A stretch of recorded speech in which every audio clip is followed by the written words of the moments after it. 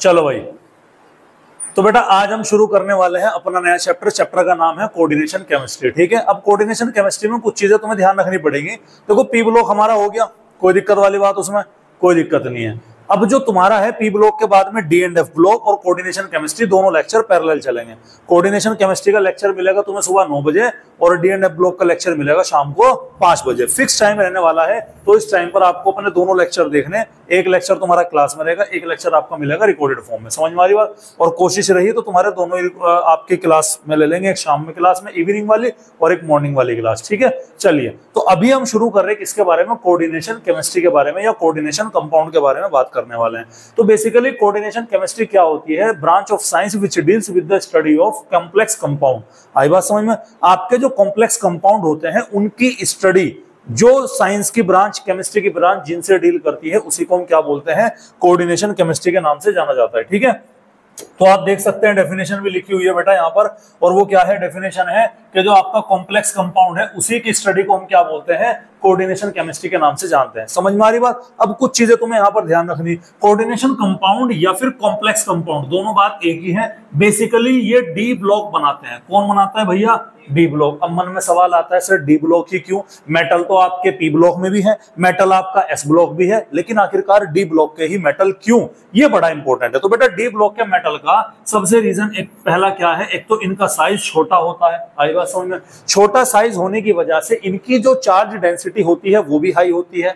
उसके अलावा सबसे कमाल की बात यह है कि जितने भी आपके डी ब्लॉक के मेटल है सभी के पास में वैकेंट डी ऑर्बिटल पाया जाता है, जिसकी वजह से वो आपके कॉम्प्लेक्स कंपाउंड बनाने में इन्वॉल्व हो जाते हैं। समझ में आ रही बात? उसके अलावा और भी बहुत सारी रीजन है, जैसे वेरिएबल ऑक्सीडेशन स्टेट है, बहुत सारी वेरिएबल ऑक्सीडेशन स्टेट हमें शो करता है। तो सारी चीजें, सारे फैक्टर क्या होते हैं बेटा? ये कोऑर्डिनेशन केमिस्ट्री से रिलेटेड होते हैं। यहां तक बात समझ में आ रही क्या? हाँ भाई, कोई दिक्कत वाली बात है? कोई टेंशन? चलिए अब हम बात करते हैं सोल्ट के बारे में। किसके बारे में बात करेंगे भैया? सोल्ट के बारे में। तो बेसिकली आपके जो सोल्ट होते हैं वे दो तरह के होते हैं। एक होगा आपका सिंपल सोल्ट और दूसरा क्या होता है? Addition salt. नाम से ही पता लग रहा, सिंपल सोल्ट उस सोल्ट को बोलेंगे जो कि एसिड और बेस से मिलकर के बना। किससे मिलकर बना? एसिड से बना हो और बेस से मिलकर बना। भाई नॉर्मल जो आपका सोल्ट है वो एसिड और बेस से मिलकर के बनता है, उसी को हम क्या बोलते हैं? उसी को हम सिंपल सोल्ट के नाम से जानते हैं। एग्जाम्पल देखिएगा, सर मैंने बोला यहाँ पर NaOH किससे रिएक्ट कराया? HCl से रिएक्ट कराऊंगा। आई बात समझ में? तो क्या बनेगा यहाँ से? HOH, पानी बाहर निकलेगा, कंपाउंड बनेगा मेरा NaCl प्लस H2O। अब ये जो नॉर्मल हमारा क्या बना है? सोल्ट बना है, ये एसिड और बेस से मिलकर के बना है। तो जो जस्ट एसिड और बेस से मिलकर के बनता है उस सोल्ट को हम क्या बोलेंगे? सिंपल सोल्ट के नाम से जानेंगे। समझ में आ रही बात? जैसे आपका NaHSO4 होता है, ये एसिडिक सोल्ट है। किसकी वजह से है? क्योंकि इसके अंदर हाइड्रोजन प्रेजेंट होती है। यहाँ पर NaOH किससे रिएक्ट करा रहे हैं हम? H2SO4 से। देख लो कैसे बनता है। इस वाली रिएक्शन में मैंने किया सर NaOH किससे रिएक्ट करेगा? H2SO4 सल्फ्यूरिक एसिड से। अच्छा, H2SO4 को मैं ऐसे लिख देता हूँ H और HSO4। अभी तो H2SO4 ही है। क्या बाहर निकला? यहाँ से पानी बाहर निकला, तो क्या बन गया आपका? ये NaHSO4 प्लस में क्या बन गया? वाटर बन गया। तो ये चीज बेटा आपको क्या रखनी है? ध्यान रखनी है। क्योंकि अभी भी एक हाइड्रोजन इसके अंदर मौजूद है, एसिड की एक हाइड्रोजन अभी भी इसके अंदर मौजूद है, इसीलिए इसको हम क्या बोलते हैं? एसिडिक सोल्ट के नाम से जाना जाता है। यहां तक कोई दिक्कत है भैया? अब नेक्स्ट आ जाता है हमारा एडिशन सोल्ट। एडिशन सोल्ट वो होता है जो आपके सिंपल सोल्ट से मिलकर के बनता है। एक सिंपल सोल्ट, दूसरा सिंपल सोल्ट, दो या दो से ज्यादा सिंपल सोल्ट आपस में मिलकर के एक नया सोल्ट बनाएंगे, तो उसको हम क्या बोलेंगे? एडिशन। अरे नाम से पता लग रहा ना, एडिशन क्या होता है? जुड़ना, ऐड होना। तो दो सिंपल सोल्ट आए आकर के जुड़े, तो जहां पर एक से ज्यादा सिंपल सोल्ट एक फिक्स रेशियो में आकर के जुड़ते हैं उसको हम क्या बोलेंगे? उसको हम बोलेंगे बेटा एडिशन सोल्ट बोलते हैं। ये भी आपके दो तरह का है, एक होता है डबल सोल्ट और एक होता है कॉम्प्लेक्स सोल्ट। कितने तरह के होते हैं? ये भी दो टाइप के। कौन कौन से? एक होगा डबल सोल्ट और दूसरा क्या होता है? दूसरा होता है कॉम्प्लेक्स सोल्ट। चलिए तो सबसे पहले हम डबल सोल्ट के बारे में बात करते हैं। बेटा डबल सोल्ट हमारा वो होता है जो एक्वस, एक्वस बोलते हैं पानी को, जो एक्वस के अंदर कंप्लीटली आयोनाइज हो जाता है उसको हम क्या बोलेंगे? उसको हम डबल सोल्ट बोलते हैं। तो डबल सोल्ट क्या है? जो पानी में कंप्लीटली आयोनाइज हो जाएगा। सोल्ट की एक प्रॉपर्टी ये है कि जब वो पानी के अंदर डाला जाता है तो अपने रेस्पेक्टिव आयंस में टूट जाता है, आयोनाइज हो जाता है। समझ में आ रही बात? अब अगर उसके सभी जितने भी कंपोनेंट थे सभी के बन गए आयंस, तो वो आपका क्या है, वो आपका डबल सॉल्ट है। लेकिन अगर वो कंप्लीटली आयोनाइज एक्वस के अंदर नहीं हो रहा, पानी के अंदर कंप्लीटली आयोनाइज नहीं हो रहा, तो उसको बेटा हम क्या बोलेंगे, उसको हम बोलेंगे कॉम्प्लेक्स सॉल्ट बोलेंगे। तो अब कुछ कुछ समझ में आने लग गया होगा। कॉम्प्लेक्स कंपाउंड डी ब्लॉक के ऐसे कंपाउंड होंगे जो पानी के अंदर कंप्लीटली आयोनाइज नहीं होंगे। डी ब्लॉक के ऐसे भी कंपाउंड है जो पानी के अंदर कंप्लीटली आयोनाइज हो सकते हैं, लेकिन बेसिकली स्पेशली वो कंपाउंड जो कि पानी के अंदर कंप्लीटली आयोनाइज नहीं होते हैं, उन्हीं को हम क्या बोलते हैं, कॉम्प्लेक्स सॉल्ट के नाम से जानते हैं। समझ में आ रही बात? चलिएगा, तो जो आपका डबल सॉल्ट है उसका एग्जांपल देखिए। अब इधर ध्यान दे, ये देखिएगा FeSO4 फेरस सल्फेट, ये रिएक्ट करेगा, किससे कर रहा है भैया, ये अमोनियम सल्फेट से। ध्यान दो भैया, फेरस सल्फेट ये क्या है, ये भी आपका सिंपल सॉल्ट है। FeS अमोनियम सल्फेट ये भी क्या है, ये भी आपका सिंपल सॉल्ट है।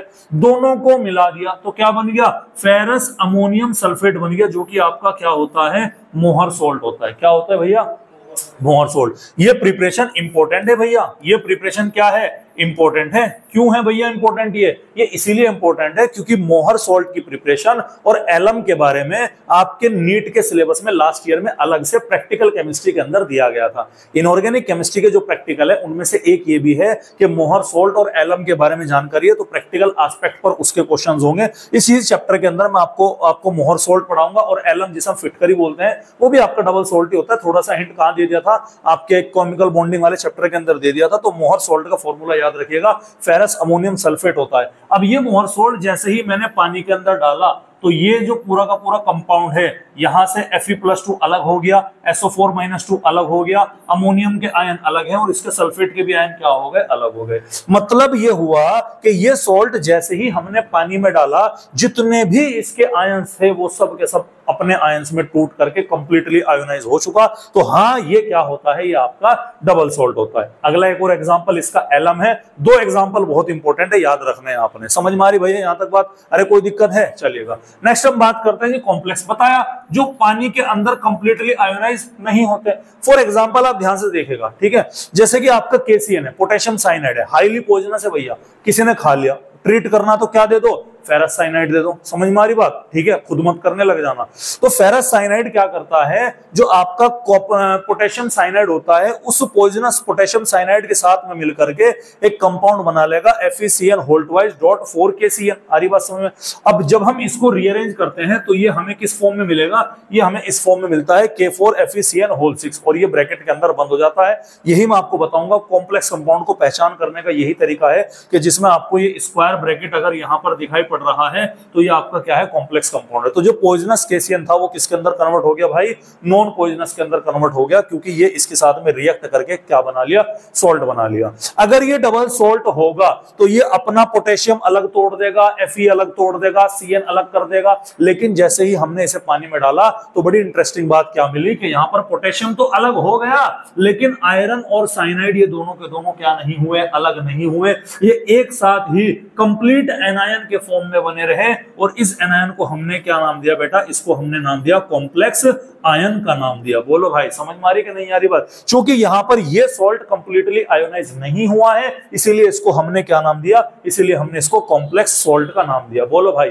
यहां तक कहानी समझ में आई कि नहीं आई? अरे बोलो, कोई दिक्कत वाली बात? चलिए, डबल सॉल्ट के और कॉम्प्लेक्स सॉल्ट के बारे में कुछ और प्रॉपर्टीज हैं। देखो, डबल सॉल्ट जो होता है, जब आप इसको बना रहे होते हैं तो सिंपल सॉल्ट अपनी आइडेंटिटी को रिटेन रखता है, बना कर रखता है। पीछे की तरफ चलते हैं। आपने क्या लिया, एक सिंपल सॉल्ट FeSO4 लिया, दूसरा क्या लिया, अमोनियम सल्फेट।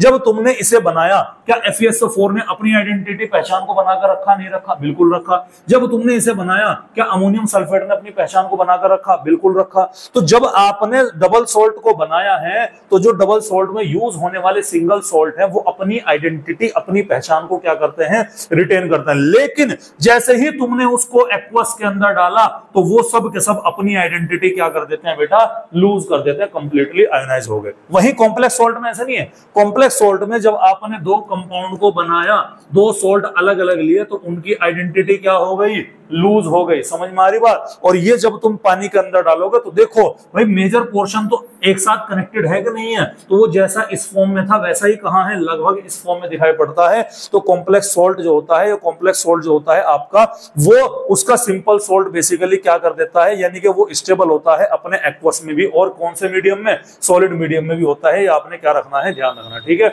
और जो आपका सिंपल सॉल्ट होता है वो अपनी आइडेंटिटी क्या कर चुका होता है, लूज कर देगा। यह अपनी सिंपल सॉल्ट अपनी आइडेंटिटी को रिटेन करके रखता है। पानी में डालने पर यानी एक्वस में अपनी आइडेंटिटी ये डबल सॉल्ट लूज कर देगा, जबकि कॉम्प्लेक्स सॉल्ट अपनी आइडेंटिटी को लूज नहीं करता। बोलो भाई समझ में आ रही कि नहीं आ रही बात। अब हम बात करेंगे इंपॉर्टेंट टर्मिनोलॉजी के बारे में, ठीक है। ये जो पीडीएफ बनाई गई है इस हिसाब से बनाई गई कि ज्यादातर चीजें मैक राउंड्स के अंदर, समझ में आ रही बात। अब ये मैंने एग्जांपल लिखा, ये आपका कॉम्प्लेक्स कंपाउंड है पोटेशियम फेरोसाइनाइड। क्या नाम है इसका, पोटेशियम फेरोसाइनाइड। कोई दिक्कत वाली बात है, चलते हैं एक एक चीज करते हैं। अब इसमें तुम्हें क्या दिखाई पड़ रहा है, नोट करो। सर हमें एक दिखाई पड़ रहा है, ये डब्बा दिख रहा, क्या डब्बा, ये जो स्क्वायर ब्रैकेट आपको दिखाई पड़ रहा ना, इसको हम बोलेंगे बेटा कोऑर्डिनेशन स्फीयर। क्या बोलेंगे इसको हम बोलेंगे कोऑर्डिनेशन स्फीयर बोलेंगे, या फिर इसका एक और नाम होगा जिसका नाम क्या होता है बेटा, उसका नाम है कॉम्प्लेक्स आयन। बोलो भाई कोई दिक्कत वाली बात है। टर्मिनोलॉजी में हम यही देखने वाले हैं कि क्या है। तो अगर कोई बोले कि कॉम्प्लेक्स आयन क्या है, स्क्वायर ब्रैकेट के अंदर जो आपको पोर्शन दिखाई पड़ रहा है वो आपका क्या है, कॉम्प्लेक्स आयन, या फिर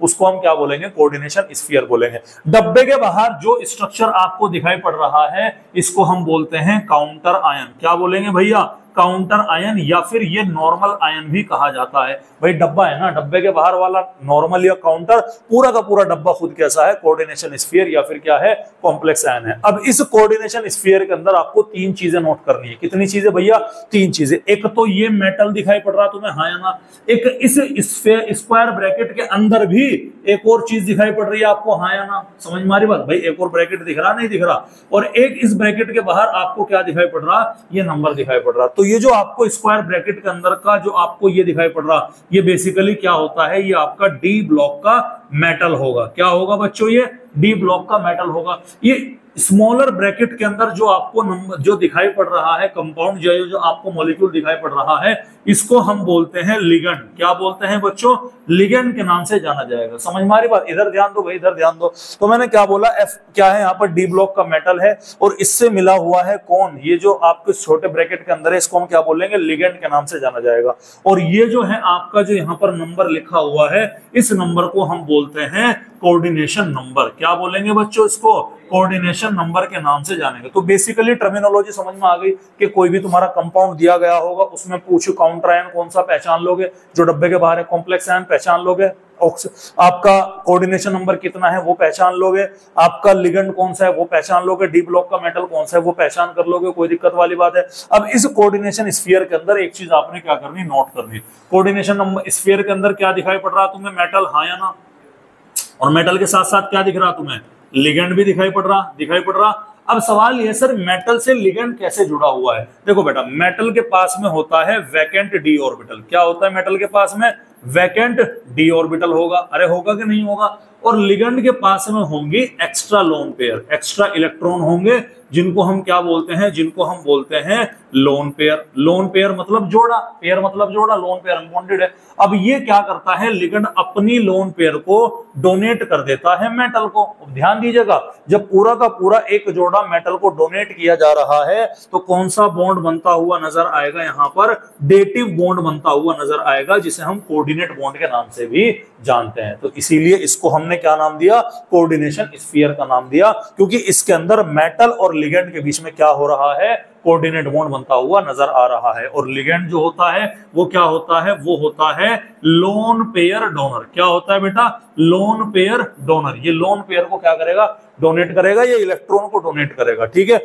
और डी ब्लॉक मेटल क्या है, ये आपका इलेक्ट्रॉन रिसीवर होता है, इलेक्ट्रॉन को रिसीव करने का काम करेगा। बोलो भाई, यहां तक समझ में आई। ये सारी की सारी टर्मिनोलॉजी मैंने एक्सप्लेन कर दी। कोई दिक्कत वाली बात भैया यहाँ पर। चलिए अब हम चलते हैं आगे की तरफ, क्लासिफिकेशन की बात करते हैं। अगर मैं कॉम्प्लेक्स कंपाउंड का क्लासिफिकेशन करूं तो मेनली हम तीन तरह से क्लासिफाई कर सकते हैं। कितने टाइप से भैया, तीन तरह से। सबसे पहला टाइप है, सबसे पहला क्लासिफिकेशन है on the basis of type of ligand. आप लिगेंड किस तरह का यूज करें भाई, कुछ कंपाउंड तो ऐसे हैं जिनमें लिगेंड सारे के सारे एक जैसे हैं, उसे हम क्या बोलेंगे, होमोलेप्टिक बोलेंगे। कुछ ऐसे हैं जिसमें लिगेंड दो या दो से ज्यादा का होंगे, उसे हम क्या बोलेंगे, हेटेरोलेप्टिक। दूसरा हमारा क्लासिफिकेशन आता है on the basis of stability के बारे में, स्टेबल यानी कि परफेक्ट कॉम्प्लेक्स है कि इम्परफेक्ट कॉम्प्लेक्स है। और तीसरा हमारा आता है चार्ज के बेसिस पर, कि चार्ज के बेसिस पर ये कैटायनिक है, एनायनिक है, किस तरह का होगा, मतलब आपका जो काउंटर आयन है वो कैटायन होगा या कॉम्प्लेक्स आयन एनायन होगा, वो हमें पहचान करना होगा। समझ में आ रही बात? चलिए बहुत सारे क्वेश्चन इंक्लूड है इसमें। सबसे पहले हम बात करते हैं बेटा on the basis of types of ligand, ligand के बारे में बात करें। अच्छा बताओ, होमो का मतलब क्या होता है, सेम। आ रही बात समझ में? लेप्टिक वर्ड यहां पर किसके लिए यूज किया गया है, लिगेंड के लिए यूज किया। इसका मतलब ऐसा कॉम्प्लेक्स कंपाउंड जिसमें लिगेंड सभी के सभी क्या हो, सेम हो। एग्जांपल देखिएगा, मैंने बोला कि FeH2O होल 6 और ये डब्बा बंद, डब्बे के बाहर क्या लिख दिया, Cl3। तो सबसे पहले तो तुम्हें यही पहचानना कि लिगेंड कहाँ है, लिगेंड है डब्बे के अंदर, बाहर वाला लिगेंड नहीं होगा, बाहर वाला तो आयन है। डब्बे के अंदर लिगेंड कौन सा है इसमें, वाटर, हाँ है ना। कितने हैं, 6। क्या 6 के 6 वाटर ही हैं क्या? क्या डब्बे के अंदर एक मेटल के अलावा जो सब कुछ वो लिगेंड है, आपका ध्यान रखना। डब्बे के अंदर ये मेटल है, मेटल को आइडेंटिफाई कर लिया, इसके अलावा जो भी कुछ है वो सब क्या है, वो सब लिगेंड है। समझ में आ रही बात? जैसे कि एग्जांपल देखिएगा, मैंने बोला आपका क्या बोला, मैंने एक डब्बा लिया, मैंने लिया ZnCl4 और मैंने यहाँ पर क्या लिया, PtCl4 एग्जांपल के तौर पर, ठीक है। अच्छा मैं Cl4 की जगह यहाँ पर क्या ले लेता हूँ, मैं ले लेता हूँ ZnCl, बिहार, फ्लोरीन और I, ठीक है। और ये क्या आ गया आपका PtCl4। अब मुझे बताओ इस डब्बे में लिगेंड कौन सा है, जिंक को छोड़ करके बाकी चारों को चारों क्या है, लिगेंड। समझ रहे कि नहीं समझ रहे? तो ये समझने की कोशिश कीजिएगा। आयरन को छोड़कर और क्या बच रहा है इसके अंदर, वाटर बच रहा, सारे के सारे वाटर ही है। तो ये कैसा हो गया आपका, ये होमोलेप्टिक लिगेंड के अंदर आ गया। लेकिन हेट्रो का मतलब क्या होता है, डिफरेंट। हेट्रो का मतलब क्या होता है, डिफरेंट। और लेप्टो वर्ड किसके लिए यूज किया गया, लिगेंड के लिए। यानी कि ये ऐसा लिगेंड है, ध्यान से देखना, ये ऐसा लिगेंड है जिसमें ऐसा कंपाउंड है जिसके अंदर एक से ज्यादा टाइप के लिगेंड पॉसिबल हो सकते हैं। एग्जांपल देखिएगा, मैंने लिया FeH2O whole thrice Cl thrice, डब्बा बंद और डब्बे के बाहर क्या लिख लिया, Cl3। अब मुझे बात बताइएगा, कोऑर्डिनेशन स्फीयर में यहां पर डी ब्लॉक का मेटल कौन सा है, Fe, हाँ है ना, ठीक है। इसके अलावा दोनों के दोनों क्या है, लिगेंड है। कितने टाइप के हैं, 2 टाइप के। सर 3 लिगेंड तो वाटर के हैं और 3 किसके हैं, क्लोराइड के हैं, हाँ या ना, Cl के हैं। तो कितने टाइप के हो गए, एक से ज्यादा टाइप के। तो इसीलिए इसको हमने क्या नाम दिया, हेटेरोलेप्टिक कंपाउंड का, हेटेरोलेप्टिक कॉम्प्लेक्स स्फीयर कंपाउंड का नाम दिया। यहां तक कहानी समझ में आई? अरे कोई दिक्कत वाली बात? चलिए ये बेसिक है, आगे की कहानी तब समझ में आएगी जब इतना बेसिक आपने समझ लेना है, ठीक है। जो आपका बेटा आता है अगला क्लासिफिकेशन है on the basis of stability. Stable है आपका कॉम्प्लेक्स कंपाउंड, स्टेबल है या नहीं। और स्टेबल कब पता लगेगा, जब वो एक्वस के अंदर डाल रहे हो और वो कंप्लीटली आयोनाइज नहीं हो रहा। तो ऐसा कंपाउंड, ऐसा कॉम्प्लेक्स कंपाउंड के वो कॉम्प्लेक्स तो है लेकिन वो कंप्लीटली आयोनाइज नहीं हो रहा है एक्वस में डालने पर, तो वो आपका क्या होगा, परफेक्ट कॉम्प्लेक्स होगा। लेकिन कुछ कंपाउंड ऐसे भी हैं कॉम्प्लेक्स ही, कैडमियम के होते हैं, जैसे कि कैडमियम के कुछ कंपाउंड ऐसे हैं आपके, जैसे कि आप देख पा रहे होंगे कैडमियम का कॉम्प्लेक्स ये रहा। हरी बात समझ में, कि जब आप इसे एक्वस के अंदर डालेंगे तो डबल सोल्ट की तरह क्या कर जाता है, कंप्लीटली आयोनाइज हो जाएगा। समझ में आ रही बात? तो वही है, क्योंकि ये है तो कॉम्प्लेक्स कंपाउंड लेकिन डबल सॉल्ट की तरह क्या नहीं है, स्टेबल नहीं है, इसीलिए इसका नाम क्या रख दिया हमने, इम्परफेक्ट कॉम्प्लेक्स रख दिया। और ये क्या है आपका, इसे हम क्या बोलेंगे, परफेक्ट कॉम्प्लेक्स रखेंगे, जो कि कंप्लीटली आयोनाइज नहीं हो रहा। आ रही बात समझ में, कोई दिक्कत वाली बात? अब ये जो आपका कैडमियम का कॉम्प्लेक्स होता है, जैसे ही तुम इसे पानी के अंदर डालोगे अपने सभी आयंस में टूट जाएगा। और जब उस सॉल्यूशन को तुम H2S गैस से बात करोगे तो कैडमियम सल्फाइड यहाँ पर आपको मिलेगा येलो प्रेसिपिटेट के फॉर्म में। याद रख लीजिएगा, क्या पता कब काम आ जाए। समझ में आ रही बात? कोई दिक्कत वाली बात भैया यहाँ पर है भाई, कोई दिक्कत वाली बात? सेकंड आता है on the basis of charge. आपको ये बताना है कि कैटायन कौन सा है और एनायन कौन सा। देखो जब भी आपको कॉम्प्लेक्स कंपाउंड में समझ में ना आ रहा हो तो जो पहले दिया गया वो कैटायन है, जो बाद वाला है बेसिकली वो क्या है, वो आपका एनायन है। अब मुझे ये बताना कि कैटायन आपका यहाँ पर काउंटर है कि कोऑर्डिनेशन है, बस ये बताना। अच्छा बताओ, इसमें डब्बा के बाहर ये क्या है, ये एक है काउंटर आयन, ये क्या हो गया आपका कॉम्प्लेक्स आयन। पहले वाला कैटायन है, बाद वाला क्या है, एनायन है। तो यहाँ पर कैटायन कैसा है, कैटायन होता है बेटा यहाँ पर काउंटर आयन, हाँ या ना, काउंटर है कि नहीं है। और एनायन कैसा हो गया, एनायन हो गया तुम्हारा कॉम्प्लेक्स हो गया। बोलो भाई, इस बार डब्बा कहाँ है, पहले, तो कैटायन कैसा हो गया आपका, कॉम्प्लेक्स हो गया। अरे हो गया कि नहीं हो गया? और एनायन क्या है, डब्बे के बाहर। तो ये क्या हो गया आपका, ये आपका काउंटर हो गया। बोलो भाई तीसरा क्या है, सर ये भी डब्बा और ये भी डब्बा, तो क्या है, ये भी कॉम्प्लेक्स है और ये भी क्या हो गया, एनायन भी कॉम्प्लेक्स है। चौथा तो एक ही डब्बा है सर, ये तो सारा ही कॉम्प्लेक्स है ना। यहाँ काउंटर, जब ऐसी सिचुएशन आ जाए तो इस पर कोई चार्ज नहीं है, ये क्या कंसीडर किया जाएगा, इसको हम न्यूट्रल बोलेंगे। बोलो भाई यहां तक कहानी समझ में आई कि नहीं आई। तो बेसिकली चार्ज के बेसिक में कि कैटायन क्या है और एनायन क्या है। यहां पर ना कोई कैटायन है ना कोई एनायन है, एक स्फीयर कॉम्प्लेक्स स्फीयर कुल गिवन है। जब आप नहीं बता पा रहे तो उस क्या है हमारा, वो हमारा न्यूट्रल होता है। अरे कोई दिक्कत वाली बात, कोई टेंशन।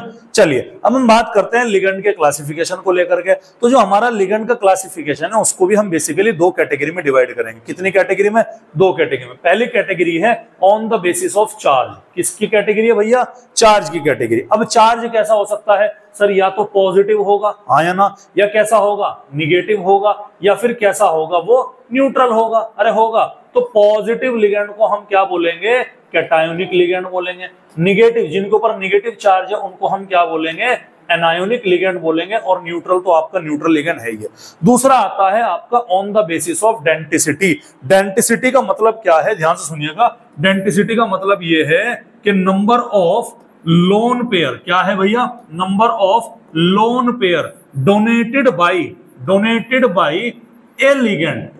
आ रही बात समझ में, ए लिगेंड या फिर ईच लिगेंड, मतलब समझ रहे आपको, टू मेटल। आ रही बात समझ में, मेटल को कितनी लोन पेयर डोनेट कर रहा है एक लिगेंड, वो उसकी क्या कहलाई जाएगी, डेंटिसिटी कहलाई जाएगी। तो इसके बिहाफ पर हम लिगेंड को क्लासिफाई करने का काम करेंगे। यहां तक कहानी समझ में आई भैया, है भाई। चलिए तो सबसे पहले हम बात करते हैं चार्ज के बेसिस पर। चार्ज हमारा कैटायनिक है। कैटायनिक मतलब पॉजिटिव। अगर कोई भी तुम्हारा पॉजिटिव है, सफिक्स बोलते हैं जो बाद में यूज होने वाला वर्ड है, तो उसके नाम के लास्ट में कैटायनिक में IUM लगा देंगे। क्या लगा देंगे भैया, IUM। आ रही बात समझ में, क्लियर है। तो यहां पर कैटायनिक में सफिक्स क्या यूज किया हमने, IUM। जैसे ये NO के ऊपर पॉजिटिव चार्ज है तो इसको हमने क्या बोला, नाइट्रोसोनियम। लास्ट में क्या लगा दिया हमने, IUM लगा दिया। समझ में आ रही बात। अब एनायनिक वाला बड़ा इंपॉर्टेंट है, ध्यान से देखिएगा। एनायनिक में सफिक्स आपके लास्ट में क्या लगता है, O लगता है। क्या लगता है, O। अब यहां पर मैंने क्या लिखा, आयन लिखे, और वो आयन जब निगेटिव आयन के बारे में लिखा यहां पर, और वो आयन जब लिगेंड के रूप में यूज करेंगे तो क्या इस्तेमाल होगा, ध्यान सुनिएगा। मान लो आपका कोई आयन ऐसा है जिसके लास्ट में 8 है। आ रही बात समझ में, जैसे कि ऑक्सलेट। ध्यान से सुनना, जैसे कि ऑक्सलेट, तो ये निगेटिव आयन है। अब इसमें जब ये आयन है तो ऑक्सलेट बोला, लास्ट में क्या लग गया, 8। लेकिन अगर ये लिगेंड बन गया तो इसमें E हटा करके -E करके क्या प्लस कर देना, O प्लस कर देना। तो 8 की जगह क्या आ जाएगा, 8O। ऑक्सलेट की जगह क्या बोलेंगे, ऑक्सलेटो। सल्फेट की जगह क्या बोलेंगे, सल्फेटो। नाइट्रेट की जगह क्या बोलेंगे, नाइट्रेटो। कार्बोनेट की जगह क्या बोलेंगे, कार्बोनेटो। बोलो भाई समझ में, आटो नहीं, आटो चलिएगा, ठीक है। अब चलते हैं सेकंड क्या आया तुम्हारा, आइट। अगर मान लो कोई आयन ऐसा है जिसके लास्ट में आइट है, उसमें से भी आपको E हटाना है और O जोड़ना है। कब, जब वो वही सेम आयन लिगेंड के तौर पर यूज होगा, और उस कंडीशन में उसको हम बोलेंगे आइटो। जैसे कि सल्फाइट को क्या बोलेंगे, सल्फाइटो। नाइट्राइट को क्या बोलेंगे, नाइट्राइटो। आ रही बात समझ में, क्लियर है भैया, कोई दिक्कत वाली बात है। चलिए उसके अलावा कहीं पर लिखा हुआ है आइड,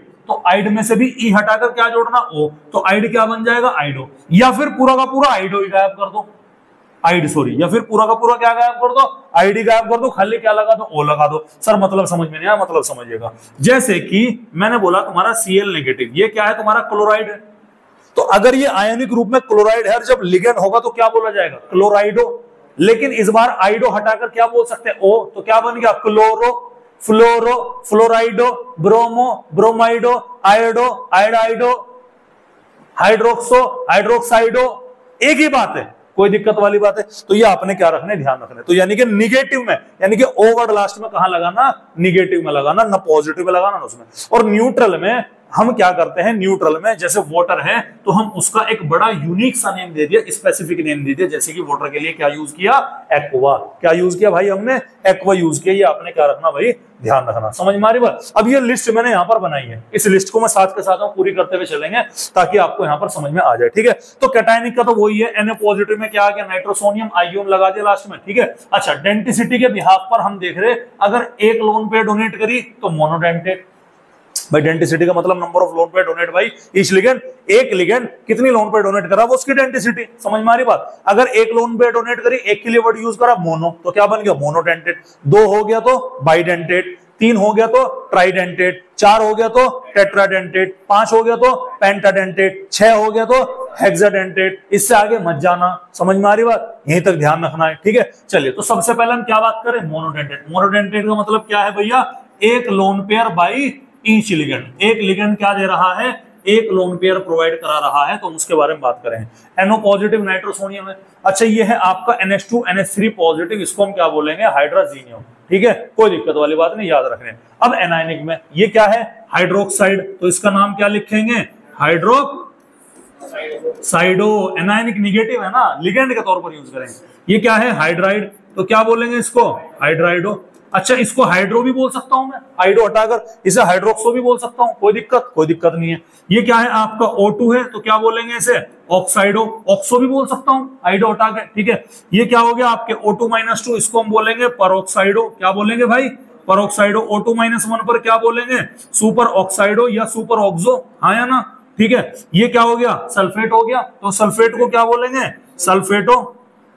ये हो गया सल्फाइड। सल्फाइड के लिए क्या यूज करेंगे? सल्फाइटो, हाँ या ना? ये क्या है आपका? नाइट्रेट। नाइट्रेट के लिए क्या यूज करेंगे? नाइट्रेटो। ये क्या है? नाइट्राइट। नाइट्राइट के लिए क्या यूज करेंगे? नाइट्राइटो। ये क्या है? X नेगेटिव, मतलब हैलाइड है, तो हैलाइड के लिए क्या यूज करेंगे? हैलाइडो। अब फ्लोरीन होगा फ्लोराइडो, क्लोरीन होगा क्लोराइडो, ब्रोमीन होगा ब्रोमाइडो, और आइडो की जगह वो भी लगा सकते हैं खाली। ये NH2 है, इसे हम क्या बोलते हैं? एमाइडो। क्या बोलते हैं भैया? एमाइडो। ये NH2-2, इसे हम क्या बोलेंगे?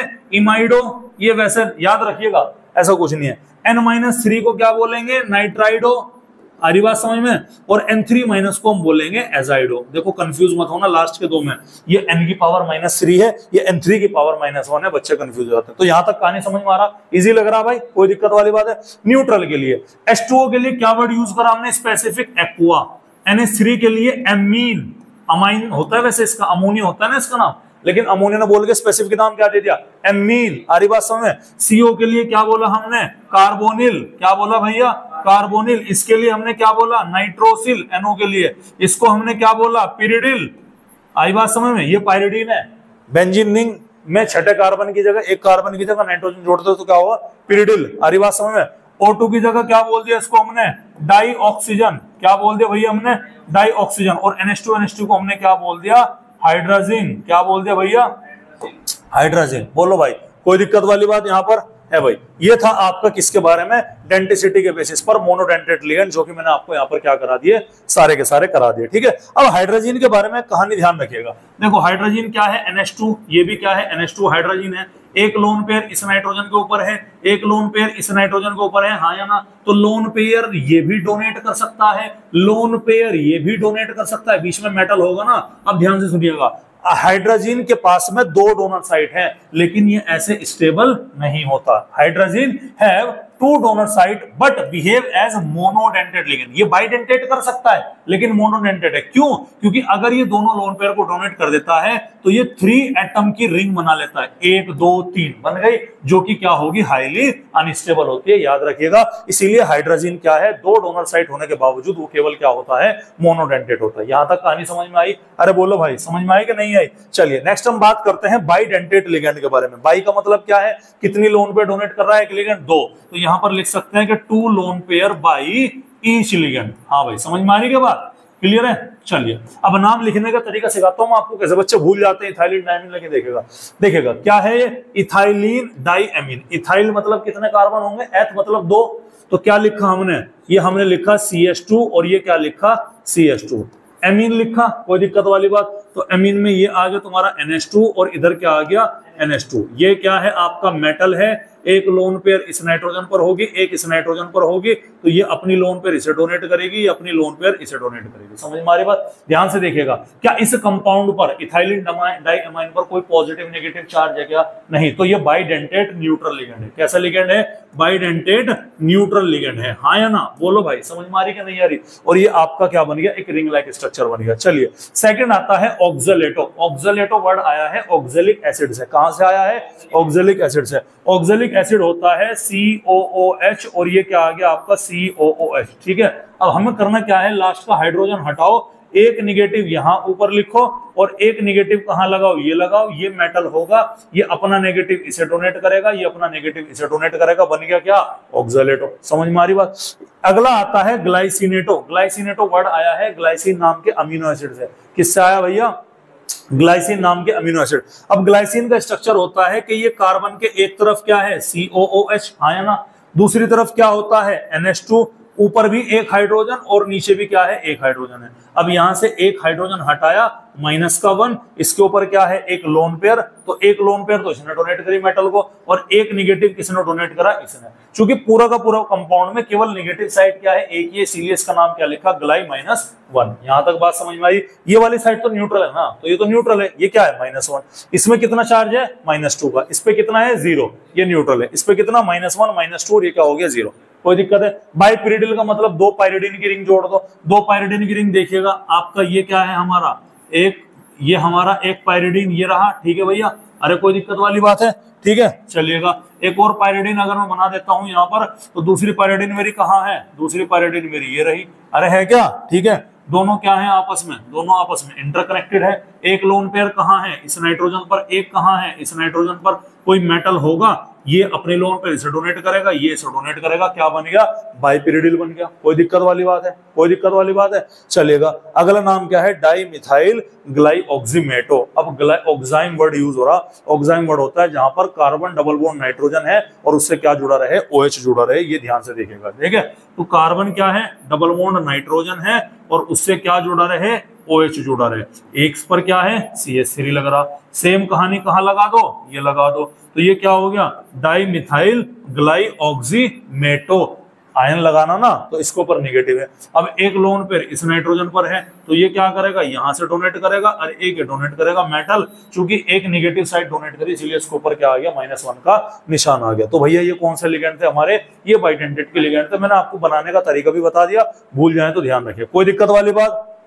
चलिए, अब हम चलते हैं एम्बीडेंटेट लिगेंड। अब एम्बी, सर मोनोडेंटेट बाइडेंटेट के बाद में एम्बी कहां से आ गया? एम्बी का मतलब होता है दोहरा, दोगला बोल सकते हैं जिसे, ठीक है। एम्बी का मतलब है कि ऐसा लिगेंड जिसके पास में 2 डिफरेंट डोनर साइट होती है। क्या है भैया? 2 डिफरेंट डोनर साइट है, लेकिन वो केवल और केवल क्या शो करेगा, एक लोन पेयर ही डोनेट करेगा एक बार में। समझ में आ रही बात? जैसे कि साइनाइड है, ध्यान से सुनिएगा। अब यहां पर डोनर साइट क्या है, कार्बन भी है और नाइट्रोजन भी है। समझ में आ रही बात? तो अगर कार्बन ने डोनेट कर दिया, क्या बन गया, साइनो, और अगर नाइट्रोजन ने डोनेट कर दिया, क्या बन गया, ये आइसोसाइनो। तो यहाँ का डोनर कौन है, नाइट्रोजन, यहाँ का डोनर कौन है, कार्बन। लिख देता हूं मैं, बाद में जब नोट्स बनाओगे तो समझ में आ जाएगा। आ रही बात समझ में? क्लियर है? चलिएगा, ये क्या है, नाइट्रोजन। अब देखिएगा यहाँ का डोनर कौन है, नाइट्रोजन, तो इसका नाम क्या हो गया, इसका नाम हो गया नाइट्राइटो N। क्या हो गया भैया, नाइट्राइटो N। और यहाँ का डोनर कौन है, ऑक्सीजन, तो इसका नाम क्या हो गया, नाइट्राइटो O हो गया। आ रही बात समझ में? देखो, ऑक्सीजन से भी दे सकता है नाइट्रोजन, लेकिन एक बार में ना केवल एक से देगा। यहाँ पर कार्बन भी दे सकता है नाइट्रोजन, लेकिन या तो वो कार्बन से देगा, कार्बन से देगा तो साइनो बोला जाएगा, नाइट्रोजन से देगा तो आइसोसाइनो दिया जाएगा। यहाँ पर क्या है भैया, सल्फर है, तो क्या होगा, यो थायोसाइनेटो। क्या बोलेंगे इसे, S4 सल्फर ने डोनेट करा। और इसको हम क्या बोलेंगे बेटा, इसको बोलेंगे थायोसाइनेटो N। आ रही बात समझ में? इसको हमने क्या नाम दिया, थायोसाइनेटो N का नाम दिया। बोलो भाई, यहां तक कहानी समझ में आएगा? अबे क्लियर है? तो ये क्या था हमारा, ये था हमारा एम्बीडेंटेट लिगेंड। अब हम बात करते हैं किसके बारे में, ट्राइडेंटेट लिगेंड। ट्राइडेंटेट लिगेंड का टेट्रा का एक एग्जांपल याद रखना, डाई इथाइलिन ट्राईएमीन। आ रही बात समझ में? वो क्या था, इथाइलिन डाईएमीन। अब इथाइलिन कितना कर दिया, 2, और एमीन कितना कर दिया, यहाँ पर 3। ठीक है, चलेगा। तो याद है कितने इथाइलिन है, 2। तो देखिएगा, एक लिखा हमने यहाँ पर क्या, एक लिखा मेरा CH2 और एक क्या लिखा मैंने, ये CH2। कोई दिक्कत वाली बात है? एक और CH2 इधर ले लो भैया, और एक इधर ले ले, आगे दोनों इथाइलिन आगे। ठीक है, अभी ध्यान से देखना, इस CH2 से क्या जोड़ दे भैया हमने, NH2। इस CH2 से क्या जोड़ दिया, NH2। लेकिन NH2 यानी कि एमीन कितने हैं, NH2 एमीन मतलब 3 होता है ना, तो एक हाइड्रोजन छोड़ के वैलेंसी फ्री करनी पड़ेगी ना। कितने हैं यहाँ पर, 3 है, तो एक NH2 कहां जोड़ दो, एक NH2, अच्छा 3 होगा, तो अगर आपने एक बॉन्ड इससे बनाया, एक इससे बनाया, तो यहां से 2 हाइड्रोजन हटाने पड़ेंगे, हाँ या ना, ठीक है। अब एक डोनर साइट ये रही, एक डोनर साइट ये रही, और एक डोनर साइट क्या रही भैया, ये रही, ठीक है। मेटल आपका ये रहा, इधर से इसने डोनेट करा, इधर से इसने डोनेट करा, इधर से किसने डोनेट करा, इस भाई साहब ने डोनेट करा। ये क्या था आपका, डाई इथाइलिन ट्राई एमीन। आपको क्या रखना, ये ध्यान रखना। बोलो भाई, समझ में आ रही कि नहीं आ रही बात। नेक्स्ट हम बात करते हैं टेट्राडेंटेट, यानी कि जिसमें दो लोन पेयर कितनी डोनेट करता है, एक लिगेंड 4 लोन पेयर को डोनेट करेगा। और उसका एग्जांपल क्या है, ट्राई इथाइलिन टेट्रा एमीन। इसका भी सेम चलेगा, वही सेम कहानी। अब देखिएगा, इसे थोड़ा सा घुमा के ले देता हूं। एक इथाइलिन मैंने कहां बनाया, CH2 CH2, अरे कोई दिक्कत वाली बात। एक इथाइलिन मैंने कहां बनाया, CH2 और CH2, और एक इथाइलिन मैंने कहां बनाया, CH2 और CH2। अरे भाई कोई दिक्कत वाली बात है क्या, है भाई, कोई टेंशन वाली बात है। कितने एमीन दिखाई पड़ रहे तुम्हें, 4 एमीन दिखाई पड़ रहे। अब 4 में क्या करो, 4 में एक एमीन तो यहां जोड़ दो, NH2, हाँ या ना। एक एमीन कहां जोड़ दिया, यहां जोड़ दिया, NH2। अरे कोई दिक्कत वाली बात है। कितने एमीन है भैया, 4 हैं, ध्यान से देखना। अब कितने बचे, 2, तो एक कहां जोड़ दो, इसके बीच में, हाँ या ना, जोड़ दिया। एक कहां जोड़ दिया, इसके बीच में, हाँ या ना, ठीक है। चलिएगा, एक लोन पेयर डोनर, दूसरा लोन पेयर डोनर, तीसरा लोन पेयर डोनर, और चौथा क्या हो गया, लोन पेयर डोनर। ये लीजिएगा, तो एक लोन पेयर तो इसने डोनेट करी, एक लोन पेयर इसने डोनेट करी, एक लोन पेयर इसने डोनेट करी, और एक लोन पेयर इसने डोनेट करी। क्या बन गया ये आपका, ये बन गया टेट्राडेंटेट। क्या बन गया भाई, ये टेट्राडेंटेट लिगेंड है, जहां से 4 लोन पेयर यानी कि 4 डेटिव बॉन्ड हमारे बनते हुए नजर आते हैं। समझ में आ रही बात। नेक्स्ट हम बात करते हैं पेंटाडेंटेट की तरफ। भाई 6 तक ही, ध्यान से देखिएगा। पेंटा का मतलब कितने भैया, 5। क्या है यहाँ पर, इथाइलिन डाईएमाइन ट्राई एसिटेट, यानी कि यहां पर डाई इथाइलिन ट्राई इथाइलिन है, केवल एक ही क्या दिया गया, इथाइलिन डाईएमाइन दिया गया। तो सबसे पहले आप इथाइलिन डाईएमाइन को वो स्ट्रक्चर बने सबसे पहले सिखाया था। तो इथाइलिन क्या है, इथाइलिन हमारा डाईएमाइन है कि CH2 सिंगल बॉन्ड CH2, और इससे क्या लगा हुआ है, इससे NH2। ध्यान से देखिएगा, इधर ध्यान दो, इससे NH2 लगा हुआ है, यानी कि एक हाइड्रोजन ये रहा, एक हाइड्रोजन ये रहा, और ये हमारा नाइट्रोजन है। ये इधर से क्या आ गया, हमारा एक हाइड्रोजन इधर आ गया, और एक हाइड्रोजन क्या आ गया, इधर आ गया। ये है हमारा इथाइलिन डाईएमाइन। लेकिन क्या लगे हुए हैं, ट्राई एसिटेट। एसिटेट होता है CH3 C double bond O negative, ठीक है। तो यहां से हमने क्या हटाया, ध्यान से देखिएगा, एक हाइड्रोजन हटाया, क्या जोड़ दिया, CH3 C double bond O, और ये क्या बन गया हमारा O नेगेटिव। समझ में आ रही भाई बात आपके, अरे क्लियर है, कोई दिक्कत वाली बात, ठीक है। इधर से हमने एक और हाइड्रोजन हटाया, क्या बन गया हमारा CH3 C double bond O, और ये क्या बन गया O नेगेटिव। ये 2 लगाओ, यहाँ पर बॉन्ड बन रहे ना, कार्बन के 5 हो गए। आरी बात समझ में। कितने एसिटेट हो गए, एक और एक 2, कितने और चाहिए, 3, एक तीसरा, तो CH2 C double bond O, ठीक है। और ये क्या बन गया O, ये क्या बन गया O नेगेटिव, हाँ या ना, ठीक है। अच्छा, तो एक तो डोनर साइड ये रही, एक ये रही 2, 1 2 3, एक नाइट्रोजन रही 4, और एक ये क्या रही, ये वाले नाइट्रोजन। टोटल कितने डेटिव बॉन्ड बनेंगे, 5। क्या बन गया, ये पेंटाडेंटेट लिगेंड बनेगा। अब हेक्साडेंटेट में क्या होगा सर, हेक्साडेंटेट में कुछ नहीं होने का, यही जो है आपका, ठीक है ना, ध्यान से देखिएगा, यही जो है आपका, ये वाला हम इधर करते हैं। ये जो बचा हुआ हाइड्रोजन है ना तुम्हारा, तुम इसे भी हटाकर इसकी जगह पे क्या लगा दो, एक और एसिटेट लगा दो। तो C डबल बॉन्ड O, और ये क्या बन गया O नेगेटिव। तो एक डोनर साइड यहां से आ गई, ये हेक्साडेंटेट है, ये क्या है आपका टेट्रा पेंटाडेंटेट है। तो EDTA -3 पेंटाडेंटेट में आएगा, और EDTA -4 हेक्सा में। -3 का मतलब एक नेगेटिव, दूसरा और तीसरा, -4 का मतलब एक नेगेटिव, दूसरा नेगेटिव, तीसरा नेगेटिव और चौथा नेगेटिव। यहां तक बात समझ में आ गई। तो ये थे आपके किसके बारे में, ये थे आपके डेंटेट वगैरह के बारे में। उसके बाद में आता है फ्लेक्सिडेंटेट। फ्लेक्सिड मतलब ना हमारा जिसके फ्लेक्सिबिलिटी होती है, मतलब होगा तो बाइडेंटेट, लेकिन होगा तो मोनोडेंटेट, लेकिन जरूरत पड़ने पे बाइडेंटेट का भी काम करेगा। जैसे कि तुम्हारा EDTA -4 है, तो ये हेक्साडेंटेट, लेकिन कभी कभी ये पेंटा की तरह से भी काम कर सकता है, और टेट्राडेंटेट की तरह से भी काम कर सकता है। जैसे कि SO4-2 सल्फेटो है तो तुम्हारा मोनोडेंटेट, लेकिन ये बाइडेंटेट से भी कर सकता है। कार्बोनेट हुआ, ऑक्सलेटो में CH3CO-1, हरी बात समझ में। एसिड, ये आपका एसिटेट हो गया। ये सब के सब क्या है, मोनोडेंटेट है, लेकिन जरूरत पड़ने पर बाइडेंटेट की तरह से भी एक्ट कर सकते हैं। इसीलिए इसको हम क्या बोलते हैं, फ्लेक्सिडेंटेट के नाम से जाना जाता है, ठीक है। उसके बाद में हम बात करते हैं बेटा कीलेटिंग लिगेंड के बारे में। किसके बारे में, कीलेटिंग। अब देखिएगा, ध्यान से देखिएगा, if the density of the ligand is more than 1, यानी कि कीलेटिंग लिगेंड, सबसे पहली बात वहां पर ऑब्जर्व होगा जहां की डेंसिटी 1 से ज्यादा है, यानी कि बाइडेंटेट, ट्राइडेंटेट, टेट्राडेंटेट, पेंटा और हेक्सा। मोनोडेंटेट में कीलेशन इफेक्ट हमें देखने नहीं मिलेगा। तो कहां ऑब्जर्व होगा? जिसमें डेंटिसिटी एक से ज्यादा है तो ये रिंग लाइक स्ट्रक्चर बना लेता है और उस रिंग को हम क्या बोलते हैं? कीलेट रिंग बोलते हैं। और ये लिगेंड को हम जो कीलेशन रिंग बनाने में हेल्प करते हैं उनको हम क्या बोलते हैं? कीलेटिंग लिगेंड बोलते हैं। समझ में आ रही बात आपको? और कीलेटिंग लिगेंड के प्रेजेंट होने की वजह से कॉम्प्लेक्स की जो स्टेबिलिटी होती है वो और ज्यादा बढ़ जाती है। इसी फिनोमेना को क्या कहा जाता है? कीलेशन के नाम से जाना जाता है, यानी कि stability directly proportional to denticity. ये आपने क्या रखना? ध्यान रखना। समझ में आ रही भैया बात आपके? क्लियर है? उसके अलावा अगर आपको कीलेटिंग रिंग निकाल ले, जितनी भी एक लिगेंड की डेंटिसिटी होगी उसमें से एक क्या कर देंगे? माइनस कर देंगे। पीछे की तरफ चलते हैं, वापस आ जाइएगा। अभी मैं आपको कुछ चीज समझाने वाला हूं, ध्यान से देखिएगा। कहां गया भाई? बाइडेंटेड देखिएगा, ये बाइडेंटेड है, ध्यान से देखिएगा। बाइडेंटेड, डेंटिसिटी -1 था कीलेशन। इसमें कितनी रिंग बन रही? एक। अबे ये एक ही तो रिंग है पूरी की पूरी। डेंटेड बाई है, 2 - 1 कितनी बन गई? 1। तो कितनी कीलेशन रिंग हो गई? एक। इसमें कितनी रिंग बन रही? एक। इसमें कितनी बन रही? आपके एक। सब जगह एक एक रिंग बनती हुई नजर आ रही। तो ये क्या हो गया आपका? ये हो गया ट्राइडेंटेट। देखिएगा, अच्छा एम्बीडेंटेट आ गया। ट्राई में देख भैया, ट्राई में डेंटिसिटी -1 होगा ना, तो ट्राई में 3 डेंटिसिटी है, एक माइनस करेगा, कितनी रिंग बननी चाहिए? 2। एक रिंग 2 रिंग आया ना। टेट्रा में कितनी बननी चाहिए रिंग? 3। अबे एक -1 करना पड़ेगा ना, तो 1 2 और 1 3। आ रही बात समझ में? उसी तरह पेंटा में कितनी बनेगी? 4। हेक्सा में कितनी बनेगी? 5। समझ में आ रही बात? तो ये आपको क्या रखना है? ये आपको बेटा ध्यान रखना। ठीक है, चलिएगा। कहां गया हमारा? ये आ जाओ। ठीक है, चलिए। तो अब इससे कुछ क्वेश्चन है, देखिएगा। FeEN whole thrice. EN होता है इथाइलिन डाइएमाइन, जो कि बाइडेंटेट लिगेंड है। तो एक लिगेंड बाइडेंटेट है, 2 लोन पे डोनेट करा है, डेंटिसिटी कितनी हो गई एक लिगेंड की? 2। 2 में से 1 माइनस करो, 1 रिंग बनेगी। कितनी रिंग बनेगी? 1। टोटल कितने EN है? 3। तो टोटल कितनी रिंग बनेगी? 3 कीलेट रिंग बनेगी। समझ में आ रही बात? डाई EN, डाई इथाइलिन आपका ट्राई एमीन हो गया है। समझ में आ रही बात? जो कि कौन सा लिगेंड होता है आपका?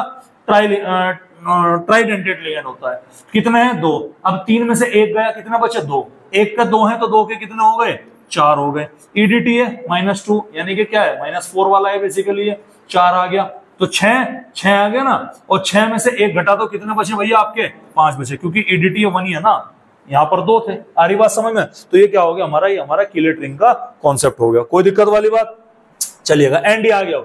अब उसके बाद में हम बात करते हैं कोऑर्डिनेशन नंबर। कोऑर्डिनेशन नंबर का मतलब यह है कि total number of dative bond जो बनते हैं मेटल के साथ में लिगेंड बनाता है, उसको हम क्या बोलेंगे? डेटिव बॉन्ड बोलेंगे। निकालने का तरीका, जितने लिगेंड हैं और जितनी उसकी डेंसिटी है दोनों को मल्टीप्लाई कर दो। एग्जांपल देखिएगा, COEN होल ट्वाइस Cl2। इसमें हमें कोबाल्ट का कोऑर्डिनेशन नंबर निकालना। EN कैसा लिगेंड है? बाइडेंटेट। तो कितने हैं बाइडेंटेट? 2 लिगेंड है। हर एक की डेंसिटी कितनी है? 2। तो टोटल EN का कोऑर्डिनेशन नंबर कितना आ गया? 4। क्लोरीन कैसा लिगेंड है? मोनोडेंटेट। टोटल कितने लिगेंड है? 2। तो ये दोनों कितना हो गया? 2। 4 + 2 कितना आ गया? 6। तो इसका कोऑर्डिनेशन नंबर कितना आ गया? 6 आ गया। समझ में आ रही भैया बात? चलिएगा, उसके बाद में लास्ट हमारा चलते हैं ऑक्सीडेशन स्टेट। ऑक्सीडेशन स्टेट का मतलब यह है कि एटम पर जितना चार्ज प्रेजेंट है उसका जो टोटल सम निकल के आ रहा है वो आपके ऑक्सीडेशन स्टेट कंसीडर किया जाएगा यहाँ पर। अब जो रेड मार्क हो रहे ना, इनकी आपको ऑक्सीडेशन स्टेट निकालनी। और आज की क्लास का लास्ट पोर्शन यही है, ध्यान से देखिएगा। समझ में आ रही बात? क्लियर है? अब देखिएगा, देखो पोटेशियम की कितनी होगी? +1। ठीक है। आयरन की मैंने X मान ली। साइनाइड कैसा लिगेंड है? मोनोडेंटेट एनायनिक लिगेंड है, तो इसके ऊपर कैसा चार्ज आ गया? -1। मोनो मतलब 1 है, एनायनिक मतलब नेगेटिव है। टोटल कर दो इनका। 4 पोटेशियम है तो +4 हो गया टोटल का, भाई 1 का +1 है। प्लस आयरन का कितना? X +6 × -1 = कितना आ गया? 0। डब्बे के ऊपर कोई पॉजिटिव नेगेटिव नहीं, इसलिए क्या रख दिया? 0।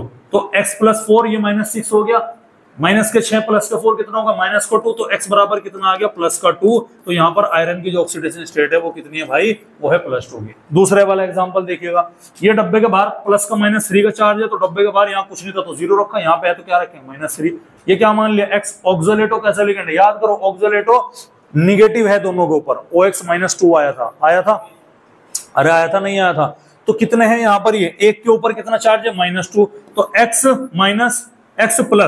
3 × -2, ऑक्सोलेटो 3 है, एक ऊपर -2 का कितना चार्ज हो गया? -6। उधर जाएंगे क्या हो जाएगा? +6 -3 कितना हो जाएगा? +3। तो x = कितना आ गया? +3। इसकी ऑक्सीडेशन स्टेट आ गई। समझ में आ रही बात? अब जैसे ये वाला एग्जांपल है, अच्छा वाटर तो न्यूट्रल है, तो न्यूट्रल की ऑक्सीडेशन स्टेट कितनी? 0। आयरन का कितना मान लिया मैंने? x + 0 × 6। अभी तो 0 ही हो गया। इसकी भी क्या मान ली मैंने, x मान ली, प्लस साइनाइड के का कितना -1, तो टोटल कितना हो गया माइनस का 6 बराबर कितना हो गया 0। x और s कितना हो गया 2x is equal two plus का 6 और x इज इक्वल टू क्या आ गया प्लस का 3। तो यहाँ पर आयरन का भी कितना आ रहा प्लस का 3 और आपका कोबाल्ट का भी कितना आ गया प्लस का 3। बोलो भाई समझ में आई कि नहीं आया बात। और ये लास्ट आपके लिए होमवर्क है, आपको करना है ये वाला। जैसे ये वाला है कार्बोनिल है न्यूट्रल है, इसकी वजह से क्या है 0, तो आयरन की ऑक्सीडेशन स्टेट कितनी है 0।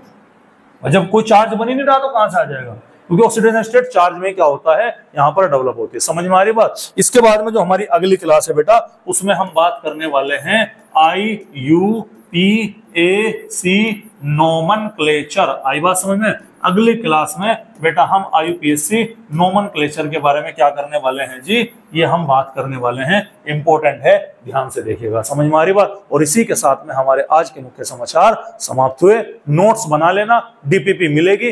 ये लेक्चर आपका कोऑर्डिनेशन केमिस्ट्री का सुबह 9 बजे और D&F ब्लॉक का लेक्चर शाम को 5 बजे मिलेगा, ध्यान रखिएगा। DPP नेक्स्ट डे मिलेगी, लेक्चर से अगले दिन मिलेगी। काम करते हुए चले, तैयारी करते हुए चले, टाइम टू टाइम नोट्स बनाते रहे। इसी के साथ आज के मुख्य समाचार समाप्त हुए।